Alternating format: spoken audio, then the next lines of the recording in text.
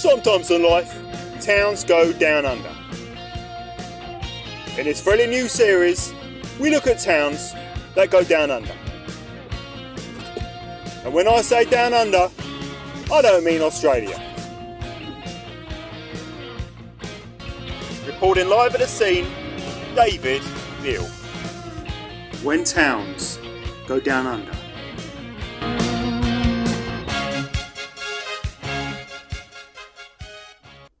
Please note, Corin was second in the list, so don't look so smug. Let's move on to 15-minute cities. Now I know towns. 15-minute towns as well. Yes. Yeah. What are your views on 15-minute towns? Because I heard a rumour that there may be one coming our way to Yeovil. Well, we don't know for sure if it's coming to Yeovil, but it does sound very suspicious as to why they are suddenly deciding to get rid of 600 car parking spaces and put in a load of multiple storey 1 or 2 bedroom flats right in the town centre. To me that says they don't want us to have a traditional town centre as we knew it in the past.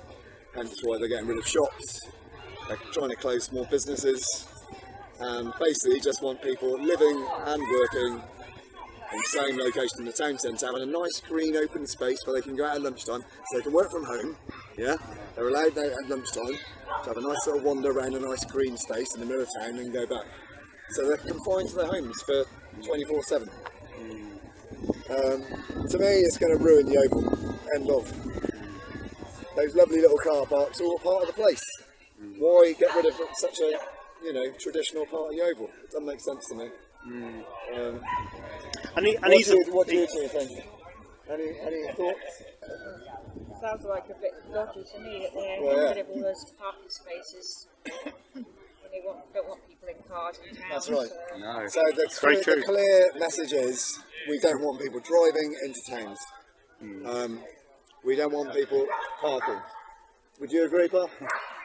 Yes, I agree. And not only in this country, we've been watching Bigtree on the High Wire, and the episode that we've just watched from last week, they were actually talking on there about 15-minute cities and towns in America.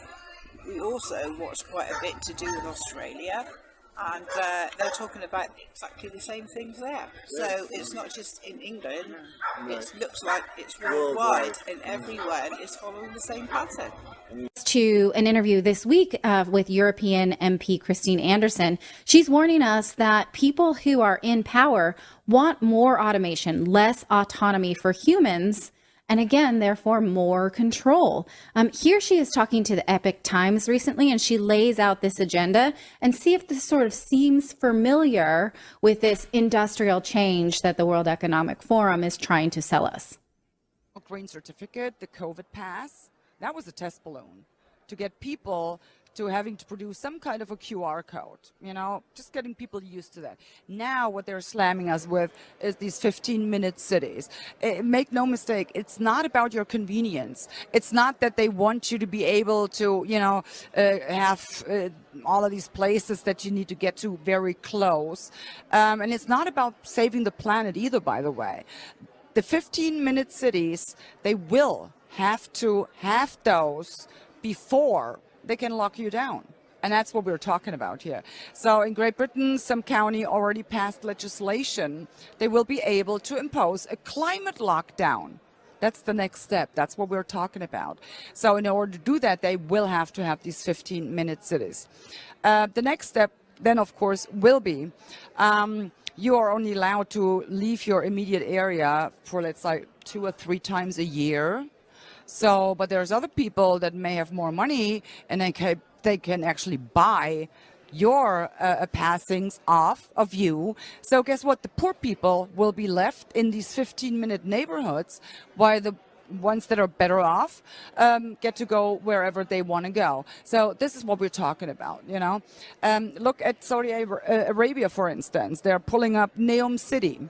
They call it the Line. So this is like a structure in the middle of the desert, 200 kilometers long, 200 meters wide, 500 meters high, and it will house up to 9 million people. Oh, isn't that just brilliant? If I wanted to get total control of the people, that's exactly where and how I would house them.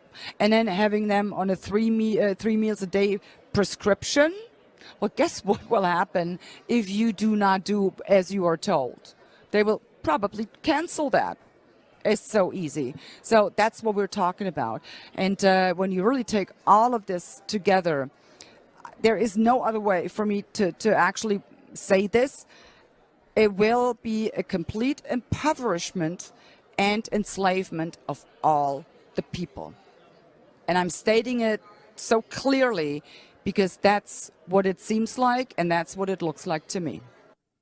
Okay, so she's extrapolating based on these data points that she sees, which continue to show removal of power from everyday people. Yeah, Thank you. because you've got places like Bridgewater as well, which they've had roadworks there. Well, the whole bottom end of town has been dug up for the last year plus. They make out it's to do with Celebration Mile, which is basically to make it easier for people to cycle walk from the train station into the town. Yet they're willing to literally make all the small businesses go bust in the process. How is that a celebration of the town? All these places, too much of a coincidence. Roads shut everywhere you go. I went to Bristol last week and I saw 10 roads closed on the way to Bristol in various locations. And actually in Bristol, Park Street, which is one of the main streets going, the shops going sort of out towards the university, that's going to be shut for the next 18 months. 18 a major thorough route in the middle of Bristol.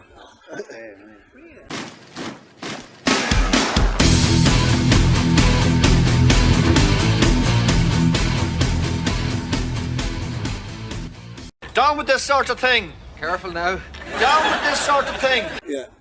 So some people say it's for the greater good, Steve. We're trying to save the environment here.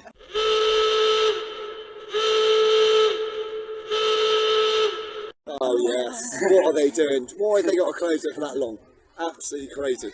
I mean, they tried it in Langport as well. They said they were going to close the whole road there in the High Street for 6 weeks or whatever it was to carry out bridge repairs. Because there was such a backlash against it, they've had to go back on it and say, well, we'll open up the back road to let traffic through, which is what they've now done. Because small businesses knew they were going to absolutely be, lose so much business they'd be going under. So there is people fighting back against it, but it's just happening everywhere. And I'm saying Yeovil is just shocking to see what their plans are, really.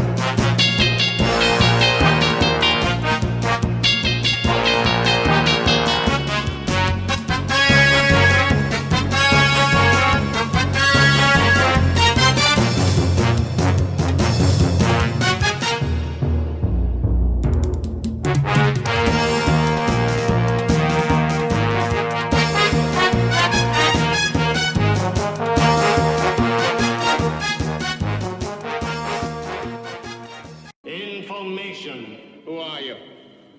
The new number 2. Who is number 1?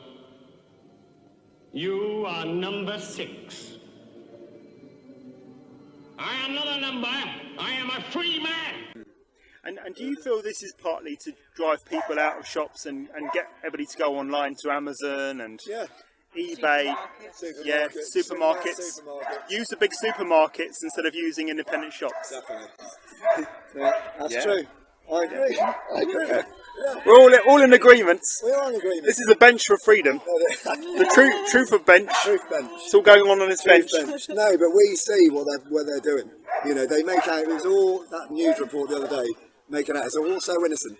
Oh, well, the council are planning to get rid of 600 car parking spaces and build some lovely flats. Right, okay. You sound sceptical, Steve. Well, we all are. Don't you trust your MPs?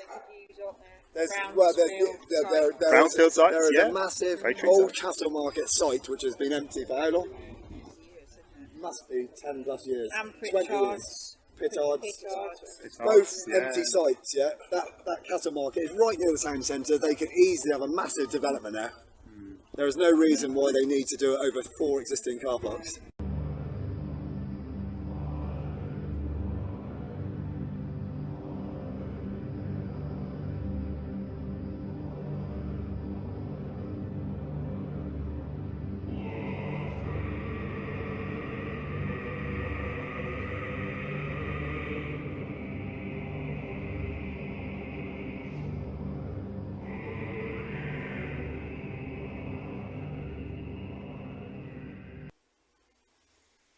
Well, that was quite a depressing end to the show.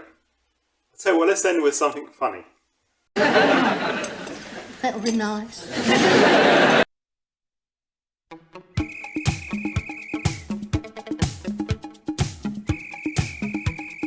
I got do, push pineapple, shake the tree.